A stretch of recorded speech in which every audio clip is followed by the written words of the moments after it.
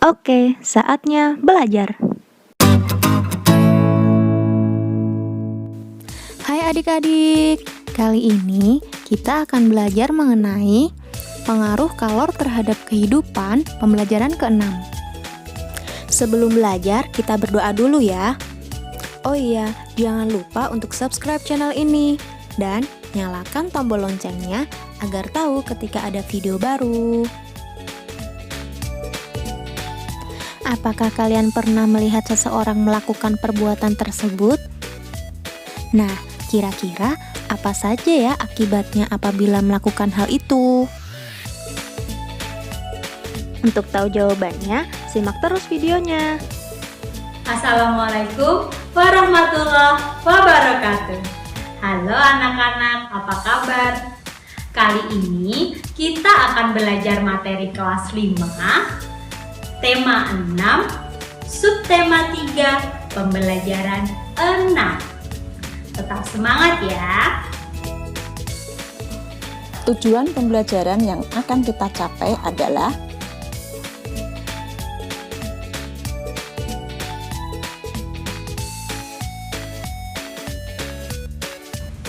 anak-anak, siapa yang suka melihat berita di televisi?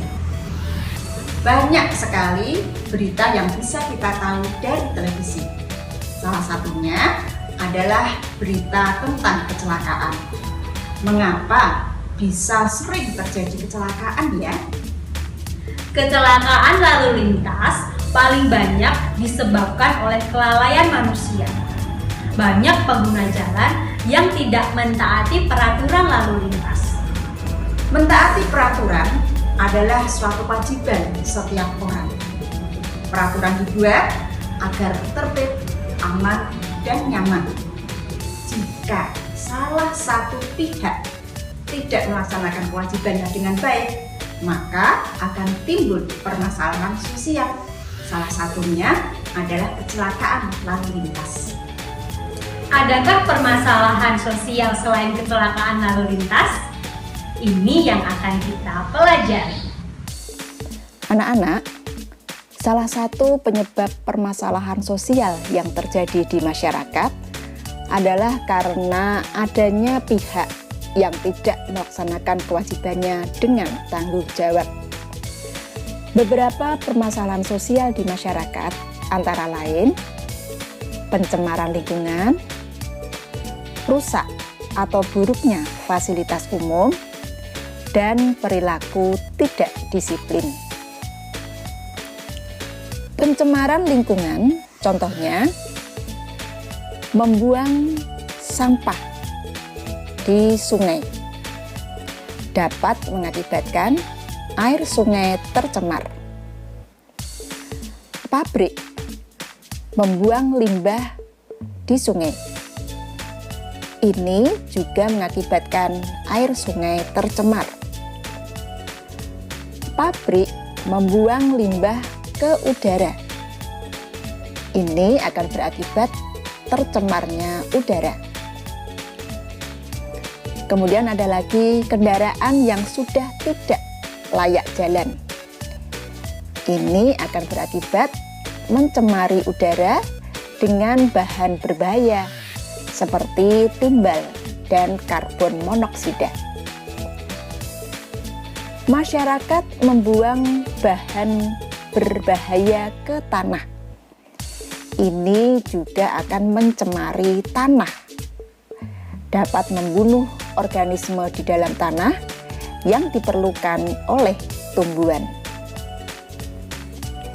Fasilitas umum. Fasilitas umum disediakan pemerintah untuk digunakan oleh masyarakat. Yang merupakan fasilitas umum contohnya sarana transportasi, sarana pendidikan, dan sarana kesehatan. Sarana transportasi contohnya ada kendaraan umum, terminal, pelabuhan, dan masih banyak lagi. Sarana pendidikan yang disediakan oleh pemerintah, contohnya gedung-gedung sekolah, museum, gedung olahraga, dan sebagainya. Sedangkan sarana kesehatan seperti rumah sakit, puskesmas, dan apotek. Jika masyarakat tidak memelihara fasilitas-fasilitas tersebut, maka fasilitas tersebut akan rusak sehingga hak orang lain untuk menggunakannya akan terhambat.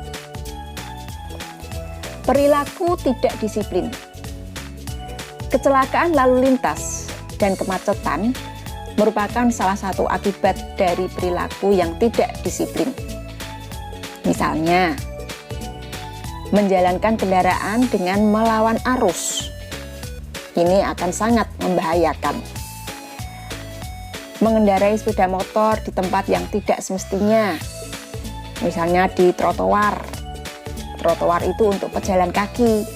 Kalau ada sepeda motor melewati trotoar, nah ini sudah merupakan perilaku yang tidak disiplin.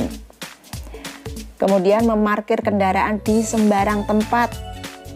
Ini juga perilaku tidak disiplin, dapat mengakibatkan kemacetan. Kemudian menurunkan dan menaikkan penumpang di sembarang tempat. Ini juga perilaku yang tidak benar.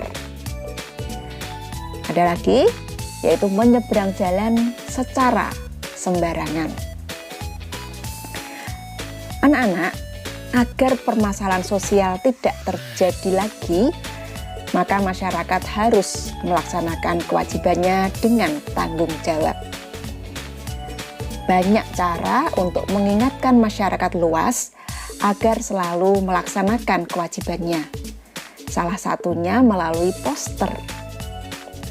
Poster yang baik, maka gambarnya harus dapat menjelaskan isi dari poster tersebut. Seperti hanya dengan gambar cerita. Masih ingatkah kalian apa itu gambar cerita? Gambar cerita merupakan gambar yang menceritakan sebuah peristiwa yang menunjukkan kegiatan manusia atau binatang.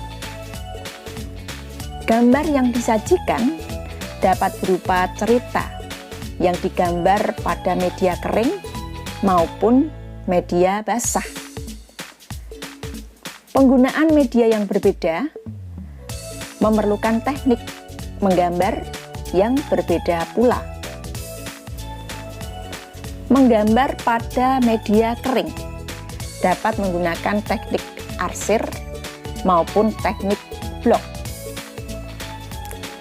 Teknik arsir dibuat dengan menorehkan pensil, spidol, atau alat lain berupa garis-garis berulang yang menimbulkan kesan gelap terang dan ada dimensi. Sedangkan teknik blok adalah teknik menutup gambar dengan menggunakan satu warna sehingga menimbulkan kesan siluet atau blok. Sedangkan penggunaan media basah memerlukan kuas untuk mengaplikasikan cat, baik itu cat air maupun cat poster. Menggambar dengan media basah menggunakan teknik sapuan basah. Teknik sapuan basah dilakukan dengan menyapukan bahan dengan campuran air di atas kertas menggunakan kuas. Anak-anak, sebuah gambar cerita harus memiliki gagasan atau tema yang jelas sesuai dengan isi cerita. Gambar ilustrasi yang ditampilkan dapat berupa penggalan cerita yang paling menonjol. Dari gambar cerita, karakter tokoh dalam cerita juga dapat dibayangkan. Sekarang, coba perhatikan gambar berikut ini. Gambar ini merupakan penggalan cerita dari kisah Malin Kundang. Dari gambar tersebut, maka kita bisa membayangkan karakter tokoh Malin Kundang. Bisakah kalian membayangkannya? Bagaimana karakter tokoh Malin Kundang? Iya, tokoh Malin Kundang memiliki karakter yaitu kejam dan durhaka kepada ibunya. Nah, tugas kalian adalah bukalah buku paketmu, pilihlah salah satu gambar pada halaman 198. Tentukan media dan teknik gambar yang digunakan, serta tulislah cerita berdasarkan gambar tersebut. Sekian pembelajaran kali ini, semoga bermanfaat. Wassalamualaikum warahmatullahi wabarakatuh. Terima kasih sudah menonton. Jangan lupa like, komen, dan subscribe. See you adik-adik.